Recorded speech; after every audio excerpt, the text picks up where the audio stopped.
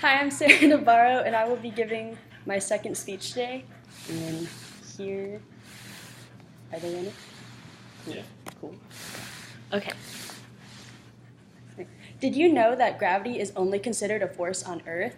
Anywhere else in the universe, gravity is actually the curvature of space and time. What does this mean? Imagine you have a trampoline. This trampoline represents the basic geometry of the universe and all the objects that rest in the universe. Now, if an object, say a ball, were to be placed in the center of the trampoline, a small dimple appears and appears to curve around the ball. This is what occurs in outer space to large mass objects.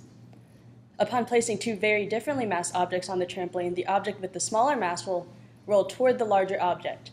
This is because the larger object has a greater effect in distorting space and time, explaining why the planets in our solar system all have a different gravity.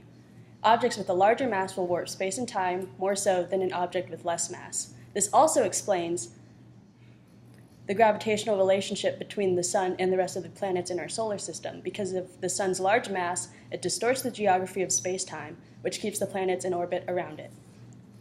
This theory was postulated by Albert Einstein in the early 20th century and was coined the general theory of relativity, which states that what we on Earth perceive as gravity is actually the warping of space and time. This distortion changes the trajectories of objects moving through space, and even the paths of light rays as they pass close by the massive bodies. Einstein proposed that objects like the Sun and Earth change the basic geometry of the universe. Not only does the geometry curve, it can evolve and stretch.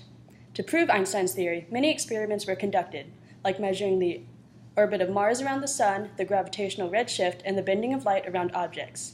The bending of light was tested because Einstein predicted that light should not travel in a perfectly straight line.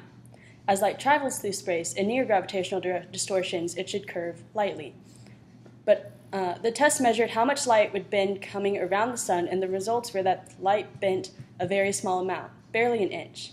But it proved that light did indeed bend around massive objects. This process is now called gravitational lensing.